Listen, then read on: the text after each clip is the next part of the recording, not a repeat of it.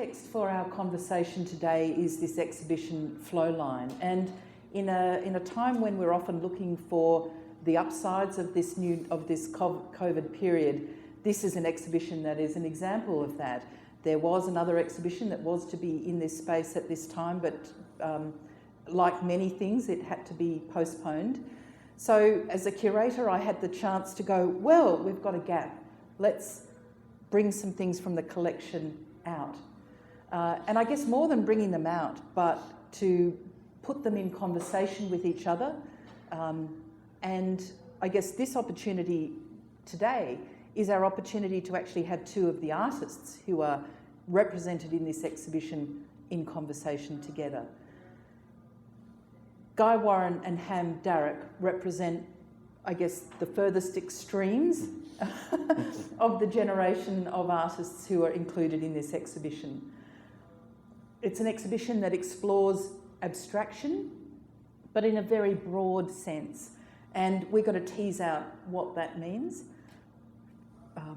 And you'll see in this area here that we're sitting around, we'll probably concentrate on some of those works. But firstly, to introduce the works by the artists that we'll be talking about, Guy Warren's work, Against the Grey Wall, Prisoner from 1962, and Ham Darroch's Mantis 2 from 2019. So they're both the earliest work in the exhibition, and the latest work in the exhibition, as well as both in terms of their age as artists. So I felt that this was an opportunity really in having these two together to explore a number of the themes that are in this exhibition, as well as their own personal experiences. And you'll find through this conversation that there are a number of intersections in their practices. So I look forward to sharing, well, we look forward to sharing those with you. And we'll have some time for some questions towards the end, if you can hold off on questions then. But I guess let's kind of start and locate you both in terms of when and where those paintings were made. Prisoner of 1962 and Mantis. So Guy, do you want to start us off? Where did you make Prisoner 2, this work down here? Where did I make it and why did I make it? I made it in Sydney. Shortly after I came back from the UK. I went to the UK in 1950. I just got married. Went to the UK with my wife, with the idea of going away for 18 months and coming home, living in Sydney. Somehow or other, 8 years later, we came home with 2 children, so it didn't quite work out the way I expected. But the 50s in London were exciting and fascinating and enormously provocative, and I think were an important part of my living and developing. London was still very much post-war. Half of it was still destroyed. A lot of bad, broken bomb buildings evident everywhere. But the art world was exciting, enormously exciting. It was just after the war, people were beginning to get back to business again. The British painters were showing, the galleries were open. Everybody was trying a bit harder than most people to identify themselves and to identify where they were going and what they were doing. The Europeans were showing in Britain, the Italians, the French, the Germans, the Dutch. Everybody was trying to outdo somebody else. It was a very, very exciting time. They talk now about the swinging 60s in London. I think, frankly, the 50s should have been called the swinging 50s. I think it was much more interesting. So by the time the end of 8 years, I was totally saturated with whatever was happening, not only in London, but obviously everywhere else as well, because it was all being shown in London. I saw the first of the abstract expressionist shows, and then the other second big show in London, which was an enormously exciting experience. So I came back to Australia on a peak of excitement, I guess, after 8 years of being in the middle of what was a huge new development, a new wave of art making. I got back to Sydney and I was very, very disappointed. Sydney looked awfully dull. I didn't like any of the paintings whatsoever. I thought they were a pretty dull lot. There was only one person I related to strongly, and that was largely because he was painting the same sort of things and identifying the same problems that I'd been identifying in London, but doing it, I thought, a lot better than I'd been doing it. So I was impressed with him, and who he was that? alone, and his name was Ian Fairweather, and I still think he was a very good painter indeed, a great painter. And I met him subsequently, which was always a benefit, I think, to have a long talk with him. And why did I do that painting? I've called it Prisoner. I don't know if there's some psychological significance in that name. Did I feel imprisoned having come back to Sydney from the freedom of London? I don't know. I don't normally paint black paintings, and I certainly wasn't painting black paintings before when I was in London. So why did I do it when I came back home? I have no idea. I've always avoided talking to psychiatrists. I don't want to know. I've no idea why I call it Prisoner. I think one can make one's own assumptions on that. And I guess, and for Ham, the context for your work here. Well, I also began using this motif immediately when I came back from London, which was, and I still go backwards and forwards, but I'd lived there for 4 years and came back and began working on this motif in 2010.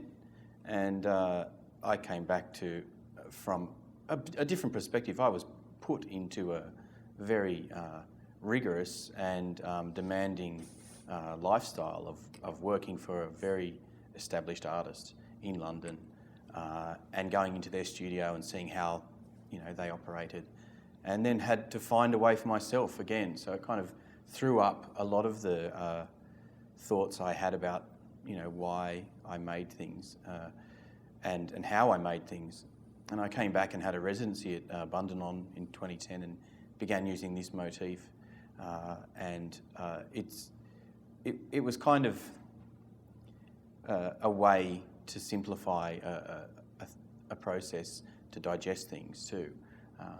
And it was also an investigation from moving away from representation to abstraction.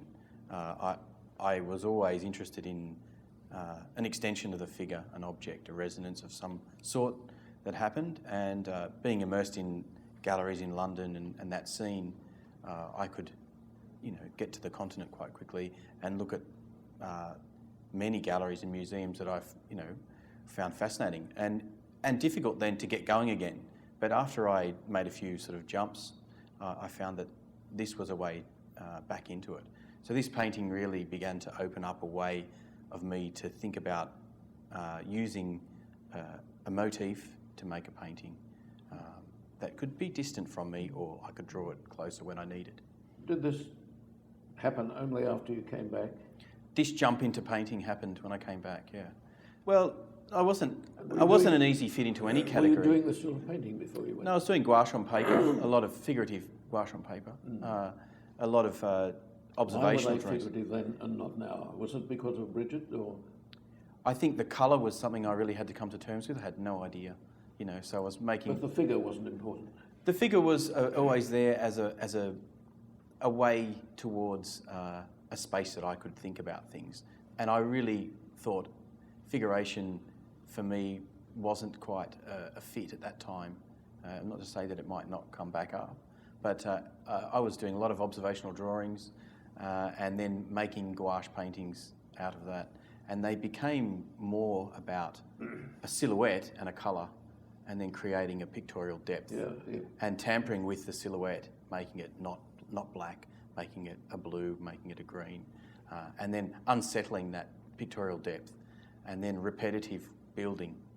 And so, in fact, Bridget saw that work and asked me to work for her in London. And were they painted in the same way, or were they more broadly painted? More broadly, they were more loosely painted. More loosely painted. Yeah. There's my proficiency at painting, technical ability to paint neatly, is no doubt leapt working for Bridget, making her paintings in the studio as well for her, and talking about art and talking about the history of art and looking at so much. As you know, when you're in London, it's available. My question about the figure was quite specific, because I wanted to know why you use the figure and why I use the figure, because I don't see myself as an abstract painter. That one is clearly, but I don't think I'm an abstract painter. But my need to put a figure in the work comes, oddly enough, through my association with the war. And why the hell should that happen? I spent some time in New Guinea, and I was fascinated by the local people, the indigenous people. I was fascinated by the way they decorated themselves with anything that they had. You gave them anything and they'd shove it in their hair or put it on their body. When I finally got, and I used to draw them whenever I could, when I finally got to London many years later, 10 years later, I tried to paint London, and you may have tried to do that too, for all I know. And London had been painted for centuries by very good painters, and I wasn't a Londoner, and I didn't have the right, whatever, feeling. I tried to paint the English landscape, and I found it very beautiful, but it wasn't my landscape. No. And, you know, I'm used to the sort of roughness of the Australian bush, which I'd walked through and camped in and slept on every bloody part of it, I think, for a long time. So I started, out of desperation, I guess, painting my memories of New Guinea. Now, this is a weird thing to do in the middle of London. Well, I don't think it's that weird. I thought it was weird. Even I thought it was weird, but I didn't think about it. I just kept on doing it. But I didn't have any notes or anything. I simply had memories to work on, which are always valid, of course. Definitely, yeah. And then on a small black and white television set we had, I saw a documentary of some bloke. Look, I've probably told, have I told you the story? No. Go on, yeah. I've told it so many times. He wasn't in a small box last time. Some people tell me this. I think it was you and McLeod said, for God's sake, find some new stories. Anyway, you're going to get it again anyway. The documentary on the television of some bloke who'd been to Mount Hagen, which are the highlands of New Guinea, and he'd been to a dance festival there. And the South Pacific dance festivals are fantastic. You get these people from all over the world, all over the South Pacific particularly, with incredibly inventive costumes, headdresses, mud, figures, feathers, anything you could possibly think of, incredibly inventive. So I wrote to the BBC and I said, I'm an Australian painter living in London painting New Guinea. I've seen your documentary. Would it be possible to buy some stills from your film just to remind me of what I've seen. And I suspect the BBC got this letter and somebody read it and thought, oh, there's a nut, and passed it on to somebody else who read it and said, God, another bloody nut, and passed it on to somebody else. And finally, a week later, I got a ring from somebody on the phone, and he said that he thought he'd read the letter and he thought he might be able to help me, and he said, would you like to come around for a drink? And he introduced himself over the phone. He said his name was David Attenborough, and would I like to come around? So I went round to David's place for a drink, and he wouldn't sell me his photographs, but he lent some to me. That's very good. And I had a show in London, so before the show, I wrote to him, I rang him and asked him to come around, and I gave him his photographs back and told him to take a painting if he wanted to for his help, which I'm delighted to see in recent documentaries on inside his house. He still has on the wall. That's great. But the essence of this stupid story is that what I found about the local peoples over there was that the country, for a start, is incredibly more visually busy, decorative than the Australian bush. So I felt in the end that really what these guys, when they were decorating themselves with local material, what they were doing was making a comment about them belonging to the land. Yes, yeah. And that's a philosophy that I've been working on ever since. It is about belonging to the land, about not thinking of the land as being something separate, but as being part of one. And you touched on the memory aspect of it, and for me that struck a chord immediately, because I would walk across London, vast walks, and the one day I noticed shovels and old tools jutting out of the Thames at low tide. Yeah. And it was the only time I'd seen that kind of rustic colour available that reminded me of home. Really? So I went down and pulled them out, and gave them new handles. And from memory, I painted a harmony of eucalyptus leaves changing colour and put them on as new way to situate this memory. But it was also about thinking of home, of Australia. Yeah. Not that it was a great homesickness, no, but it was about a place in an environment and an absence of that. Yes, so I had to build that myself. Yeah, I can understand that. That wasn't how I felt at all. I wanted to make a statement about the figure belonging to the land, and the figure and the land being one. Yep. And even now the figure creeps. It's not like putting a figure in a landscape painting simply to give scale to the view. No. It's about making the figure an essential part of the land and an essential part of the painting at the same time. And that's a bit difficult to do. It is, yeah, very difficult. So it's about, and sometimes maybe they're a bit abstract, but I never think of them as such.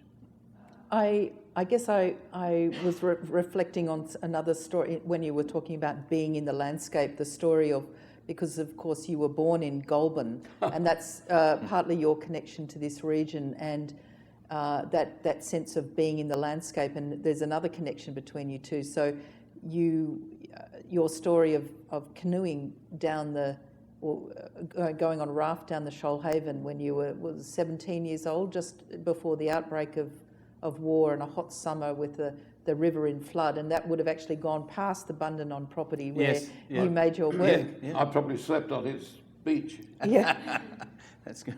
Yes, so I guess that's another kind of connection. So just recalling that time of going down that river, Guy, and that sense of being in that landscape. Yeah, well, I think like all teenagers, perhaps Australian teenagers in those days, I don't know.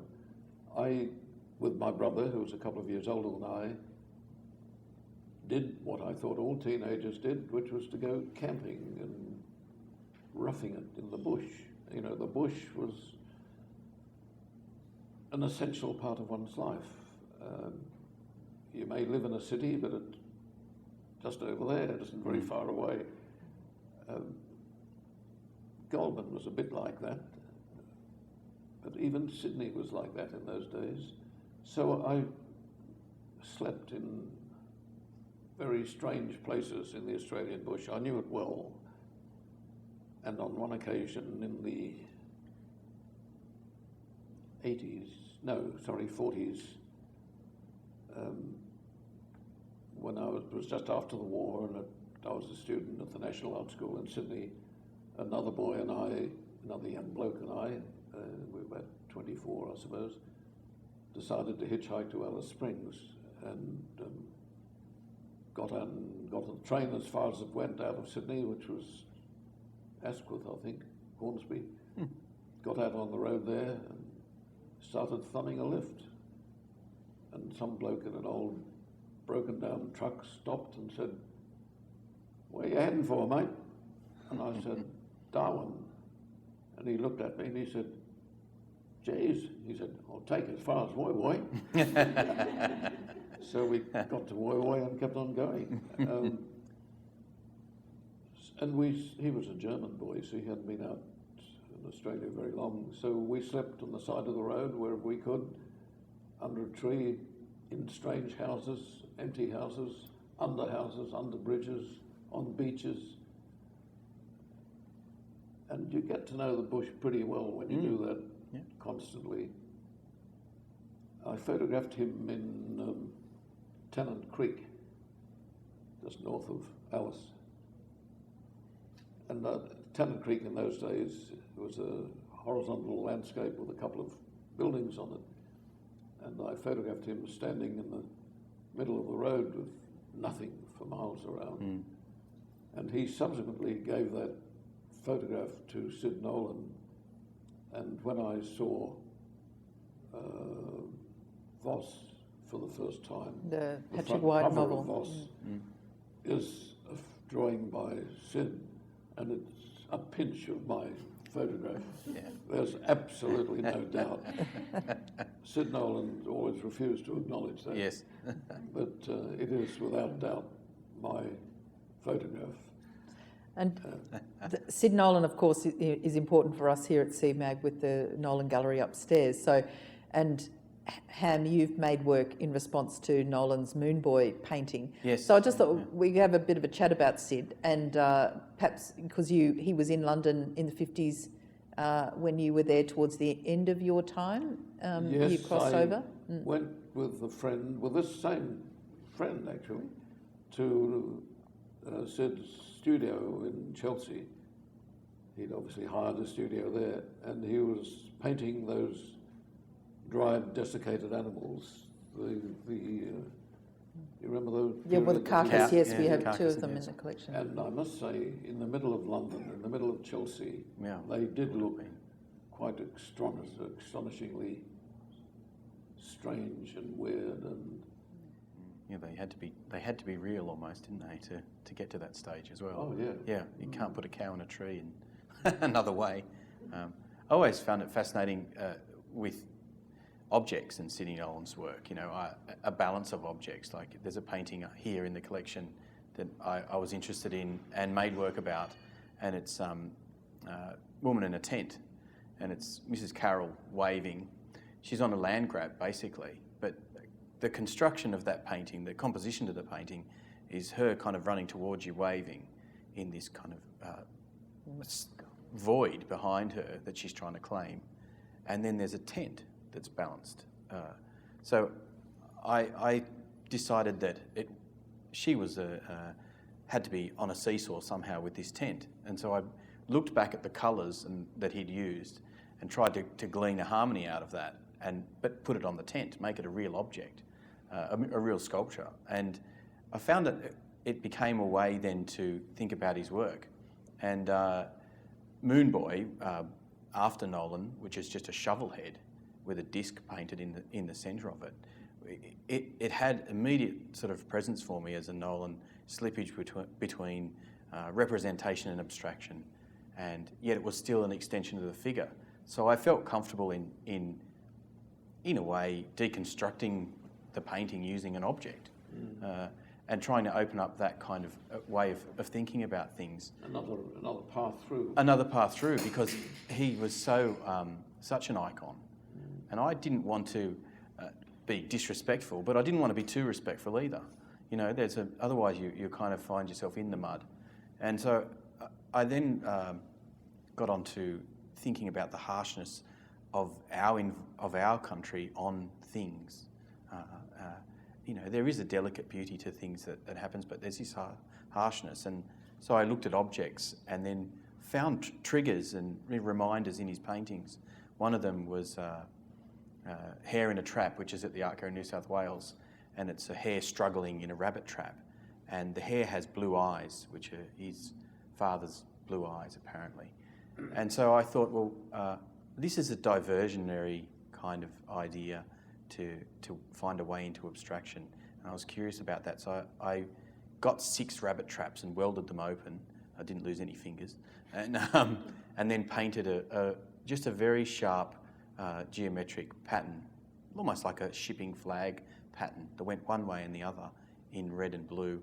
So there was a simultaneous agitation that drew your eye to that. And I felt I'm starting to think about using Nolan's work and my own process together to open another field. Try and kick a door open somewhere, you know, that might have been overlooked. Yes, but you're kicking a door open looking for an image.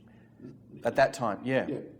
Or a motif, that's you're right. You're not kicking a door open necessarily to promote a story. No. You see, one of the problems with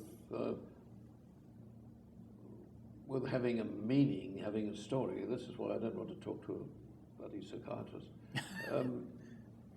You might enlighten them to something. Careful, the meaning becomes something that might be better said in words than in an image. Yeah.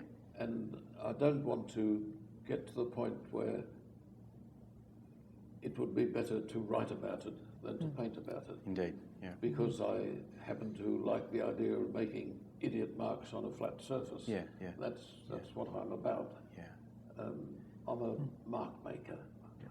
I'm not even sure if I'm a painter. I'm a mark maker. And I'm like the bloke who picked up a burnt stick several millennia ago and made a mark on the cave wall. And, you know, we've been doing it ever since. There's something fascinating about that. It is at the one and the same time the most abstract of things and the most human of things. It says, I am human, I am here. Making a painting is one of the most human things. I agree totally with that. Yep, and absolutely. And it is a discussion about time, I think, as well. It's about time, it's about living, it's about being alive. Yeah. You can't you can get to a place in your own being included in everything through painting and through making. That is not something that can be categorised with a clock, you know. And I think we were talking about Clipper earlier and how long it can take some things, but that's access to that time, I feel, and getting lost in a longer discussion about it is even better. In a longer discussion about that is a good way to go. It's a fantastic word, that slippage as well. That idea of slippage between, not finding something that has to be a thing, an A plus B equals C, that allows and I think that's what's so, for me, interesting about this work in abstraction, that it really allows people to come to this work in many ways and to respond to the work in many ways. There's no necessarily right ways of looking at a number of these works in the exhibition. There are no rules to this stupid business. There aren't, you know. And you don't need to have an idea to start with. Sometimes the most important thing is simply to, as children do, to play around with the material. And if you're in a blockage, then for God's sake, grab a brush and some paint and do something else. utterly stupid. Yeah. Actually, Guy, speaking of materials, it's a mystery to us. Some of the materials that you used on this work, Prisoner, there's a lot of sort of textured, almost like, I don't know if it's soil or if it's... I have no idea. Yeah. I honestly looked at it yesterday and I have no idea what it is. I don't remember what I put on it. But I obviously was trying to get some sort of physical surface on the painting. And Yeah, when I first saw the painting, I was, you can take your own reference in that way, but not knowing exactly what it was about. I don't know what it's about. Well, that's good. I felt it as a painting of scale, because Painting of what? Scale, the way that you just compositionally put it together, whether you chose, it had this kind of feeling of the figurative element was there with the two sort of legs down the bottom, and then this enormous plane, and so and then within that plane there's subtleties. The height, the weight of the thing. The weight of it, yeah, overall. And so, and then, back to greys in the composition, in the depth. So I really enjoyed that way. Of course, it's brighter than it was where the blues are, which is good. Yeah, we're very thrilled to have had it just recently cleaned. And I should say as well that we're delighted that it's in the collection and that Guy has very generously donated it to the gallery through the Cultural Gifts Scheme. So we're really thrilled that it's got a home here for forever, really. And just actually drawing in some of the conversation with some of these other works here of artists that you also know and connect with. And Tom Gleghorn's work, which is just, also in conversation with yours. Tom Gleghorn was an artist that you had briefly connected with in Sydney, I think, when you came back. And I guess it's not only him as an artist, but also that use of acrylic at that time that he was interested in pursuing. So I just wondered your connections with, if you've got some reflections on Tom at that time. Yeah, well, he was probably one of the few artists I met when I first came back from the UK. I'm not sure how I met him or who introduced me, but somebody told me that he was in charge of a gallery at Farmers, Blaxland Galleries. Do you remember Farmers in Sydney? And they had a big gallery there, and with constant shows which turned over fairly regularly. And somebody said, I'd brought back a lot of work from the UK. I'd done a hell of a lot of work over there, and I'd had a show in London. And I came back with all this work, and I needed somewhere to show them. So somebody said, go along and see Tom Gleghorn. So I did. And he didn't know me, and he didn't know my work. And he said, well, I had some slides with me, and he said, oh, well, let's go and have a look at the slides. So he took me down to the pub next door. We had a look at the slides, having a beer in the pub, and he said, I'll give you a show. So he was the first one to show my work in Sydney after 8 years away. So I was enormously grateful for that. Sadly, he had left Farmers and gone to Adelaide before the show actually came on, which was a pity. But yes, it was a great help to have the show. And he was a good painter. I've been in touch, oddly enough, every now and then, only a couple of weeks ago. And he came from Newcastle, as you may know, but actually from a place called Wanji, which is on the lake just outside Newcastle. Isn't that a wonderful name? Yeah. Wanji, yeah. And I guess the other artist that's sort of important to, Ham, you've had a connection with Richard Larter's work here, or, in the, Very hard not to, being a Canberra artist of the time. So, yeah. So Richard, of course, moved with his wife to the Yass region in the early 80s, and Guy, you knew Richard as well. Richard Larter. Yes.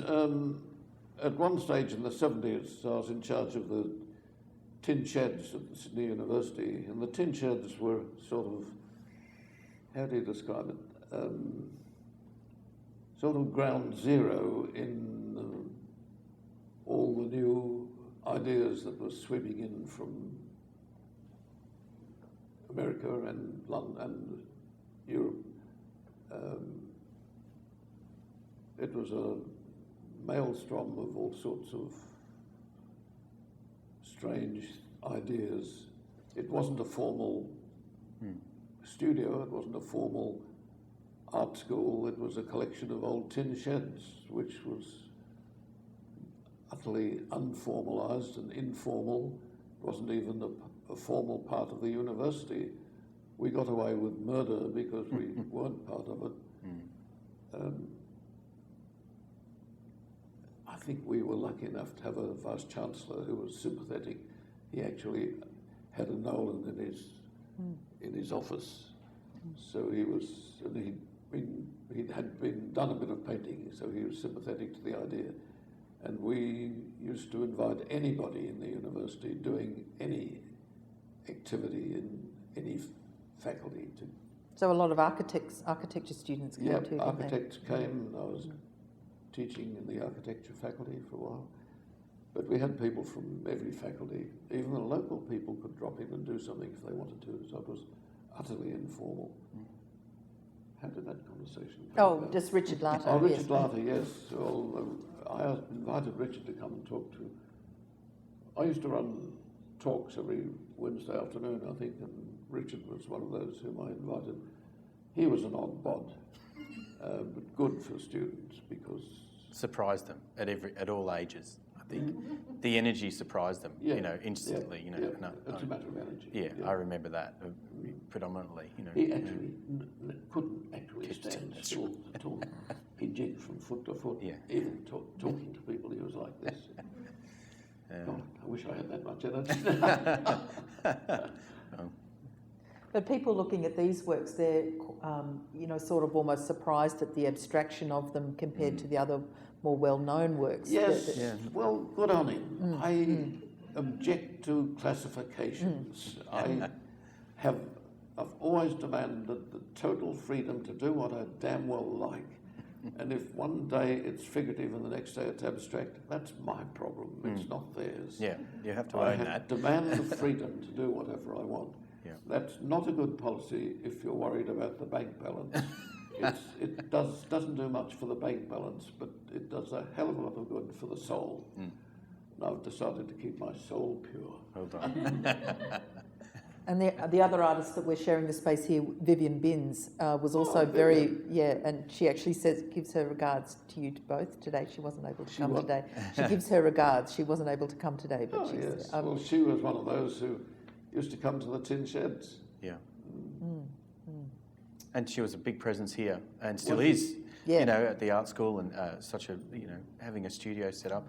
I met her through friends, not being taught by her at all, but and we got along really well. And I ended up adding on an addition to her studio for space, and we just nattered away all day through it all about life and building things, making things.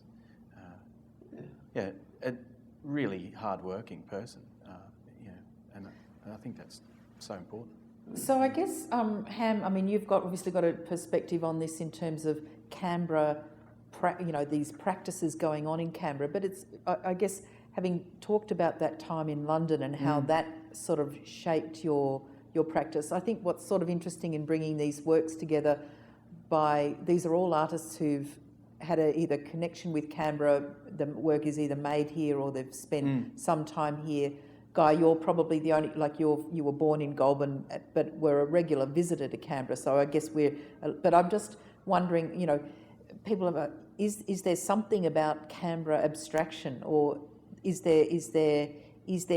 can we pinpoint anything like that? Is it the openness, the space? Guy, we've just driven up the Arboretum and seen the rain clouds coming across from the Brindabellas. I don't know. I think it's a really difficult question to answer. For many of the artists that are in this show too, they've found their own way to abstraction and making works that have that direction. But then Canberra as a place, I feel, is you come back here and there is an openness to it. It doesn't have the Sydney art scene critical thing, doesn't have the mass to do that. So you have to work harder, in effect. And I think you become quite aware that you have to look out and come back, living here. And I don't think that's a bad thing, as long as you can find a way to do it. And I think most of the artists in this exhibition have found that way. They've come here later in life too, some of them. And I remember a good many artists next door in the room next door that were at the university when I was there. And they were teaching or in various roles, visiting artists. And Canberra was very good at that, you know, really amazing visiting artists. I mean, I was in sculpture department, Fiona Hall was the visiting artist. So I got to see someone working their guts out, you know, and thinking about it and willing to talk about it. And then saying, hey, come and have a look at my studio, you know, when you're in Sydney, or and those kinds of things are priceless, you know. So, and Peter, who's been very good with the students, you know, Darroch and Marie, of course, and Ruth Waller, you know. But yeah, how they came to Canberra is, I don't know, it's a tricky one. I mean, I came back from London and came to Canberra, and I went to Kingston. I opened the door and I thought, where the hell is everyone? It freaked me out totally for a while. So this is no good. I better go back. And I've been going backwards and forwards ever since. But it's just one of those things that it helps me, you know. Well, this raises the question: how important is not the landscape per se, but where one lives, where one knows, where one comes from, where one is born, where one has lived. Where does one belong, and is it important to feel that one belongs, and does it matter to feel that one belongs? And these are the sort of questions that artists have been asking for generations. And Australia has a long tradition of landscape painting. And, you know, I've got bugs about that too. Landscape painters, I mean, if you look back through the years, the landscape painters have been marvellous, you know. All the great landscape painters that you know, art history, you know, on and on. They're wonderful painters and they're great paintings. But what has always bugged me since, for a long time now, has been the fact that, like most of us, they look at the landscape as something to be admired, or something to be owned, or something to be used. They rarely look at it as though they're part of it. Look, I don't know. I know less now than I knew when I was 21. But the questions are still there, and you know, one still asks yourself the same silly questions. What am I doing, and does it matter? Yes, it does matter. It matters to make a mark that somehow relates to what one is, and what one is also where one is, and how deeply one feels about where one is. Look, I don't know, I don't want to be too philosophical about all this. I just like making a stupid mark on a flat surface. Guy, can you tell us that you told me once you've driven up from Sydney and you've gone through a landscape that's green. A landscape that's green. It's green. I know. And it shocked me. And I said to you, when you're coming, you'll see water in Lake George, and not that much, but that you recalled as a young boy. Tell me tell that story. I must have been very young, like 4 or 5, and I was somehow taken to Lake George who took me and why I was taken. Was it your aunt you said who had a It might have car? been my dear great aunt Fanny, who was the widow of the, at that time, mayor of Goulburn. And she, I think, owned the first car, I suspect, the first car in Goulburn. This must have been, I must have been about 4 at the time, so it would have been 4 or 5 at the most. So it would have been very early 20s, 25, maybe 26. Anyway, somehow I was taken to Lake George, and the small boys standing at the side of Lake George, looking at what was the huge amount of water. I'd never seen that much water, and it had white caps on it. Yeah. There were waves on Lake George. I was enormously impressed. That's also what happens to us stupid people. You find an image that came from 40 years ago, Yes. 50 years ago, 70 years ago, Yeah. which is still painting today. Yeah, It's yeah. a dumb occupation. It really is. I think it's a wonderful one. Well, Bridget Riley refers to walking into a cornfield when she was 4. Yeah, well, it's And the same thing. It's that expanse, and you're involved in it Yeah. instantly. And You you're know, involved in it. we do go. This is why making a mark on a stone wall by some idiot who picked up a burnt stick and made it is probably his wife or his partner or somebody in the cave said, yeah, that's interesting. But, you know, if you put a couple of ears on that, it would look like those animals that you tell me you're out with the boys chasing all day when you leave me back here to look after the kids. And so he did, and he started putting ears on it and then legs, and what he was trying to do was to position himself in his space, in his land, in his country. And it's about, the Aboriginals are right, it's about country. Yeah. It's about being part of the bloody country. And that's a quest. Speaking of questions, can we, if anyone has some questions for Guy or for Ham, this has been such a, well, we could talk all afternoon, I think, but... Yeah, I've got a question for Ham. Where do these images come from? Are they part of the trap that you talked about? No, Because they're very aggressive. This painting in particular, yes, it is aggressive, this one, and they come from growing up with my grandparents. My grandfather had an enormous shed that he would let me play in, basically, and I used to help him cut down bits of timber on the ripping saw, and you know, you either at one end pushing it through, or at the other end pulling it through. So it either, if it comes off, it either hits you in the head or it hits you in the nuts. So these tools are familiar to me, you know. Yeah. So I don't see them as aggressive anymore. You like the shape. I like the shape, and so I like what they do to this kind of tension that they can create. So I set up a grid with them often, and then break the grid. Yeah. Are you concerned with spatial integration, or? Initially, I certainly was concerned with with how they fit. Space. Yeah, three-dimensional space, in space. And now I'm trying to activate the colour more, so the white helps the colours to kind of bounce out. Because the colours, of course, are mixed with lots of colours. In the blues, there's reds, you know, so they vibrate away, and then all of a sudden you get an after effect, which, you know, this tension is released, and that, or it's broken, the motif is broken.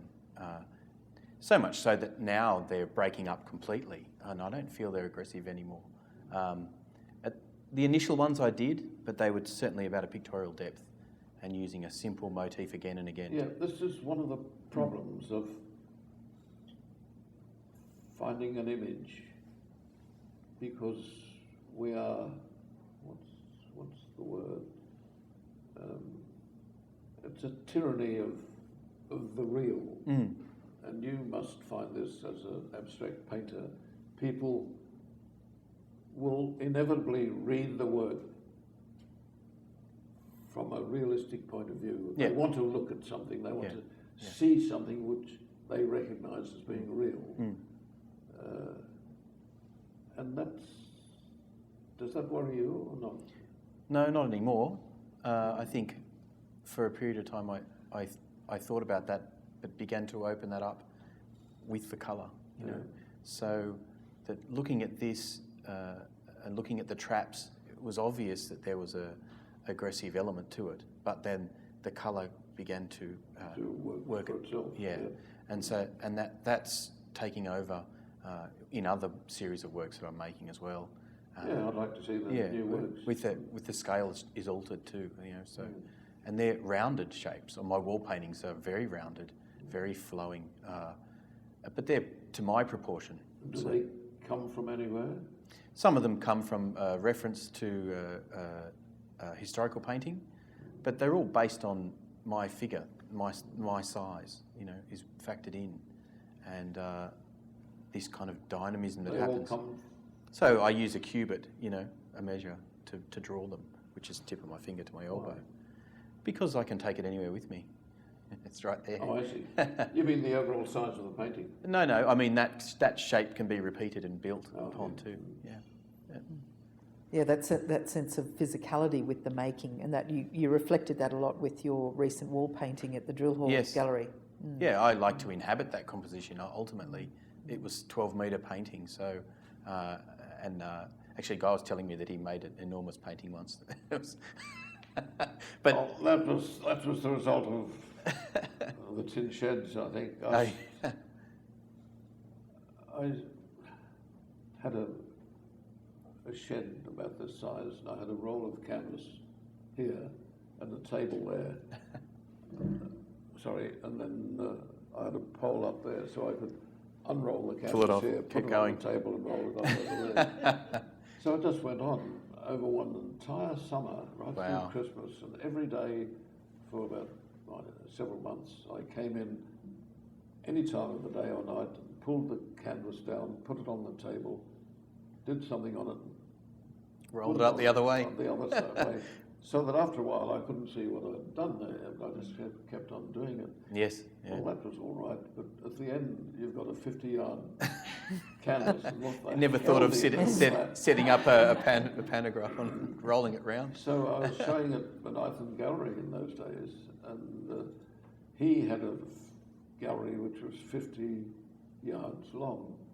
Perfect. So he agreed that I could show this long roll, hang it up on the wall along the 50-yard wall.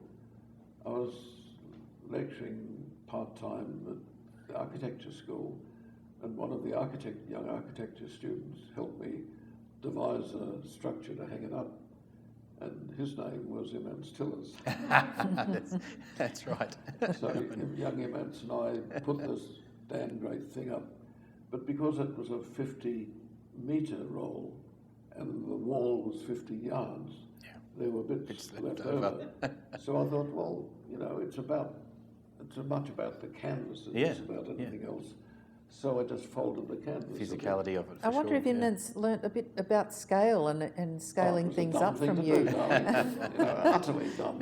See, you went to all the separate panels. Yeah. It was fun. Yeah. Oh, I really enjoy making large wall paintings because of the space that opens up while you're doing it, the headspace, allowing, memories and things to come into it.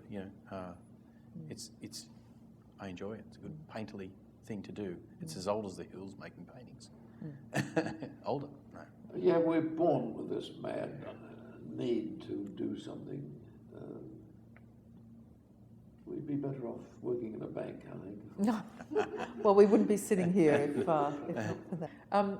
It's going to be the Festival of Guy next year because there's a certain significant birthday, not with us, but you're turning a significant age next year, so I hear.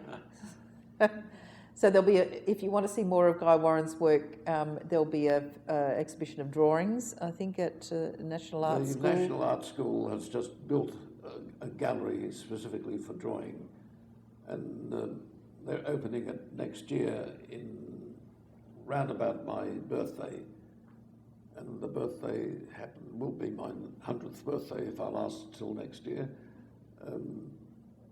So they want to have a show of drawings of mine in the gallery, which I'm delighted to let them do. Sounds like a lot of fun. Yeah. And Ham, what have you got coming up over the next year? Oh, I've got a show in the works in London if I can get there. I've got a gallery called M&P Art. They're in Oxford and they work on exhibitions there. So I've got a large wall painting coming up for them, and continuing, shows. So that's good. If I can get there. Auckland Art Fair is kind of on the horizon as well. So if indeed there will be any shows opening next year, as we think of openings, they'll probably all be virtual openings. I've got a show at King on William in Sydney early next year as well. With Robert, thank you. Well, I can't thank you enough, both of you, for coming and having this conversation with us all today. It's fun. It's really fun. And it's just fantastic to have these insights into both your practice and to the practice of these other artists, and this quest in kind of that slippage towards abstraction. So thank you very much, and let's join in thanking Ham and Guy.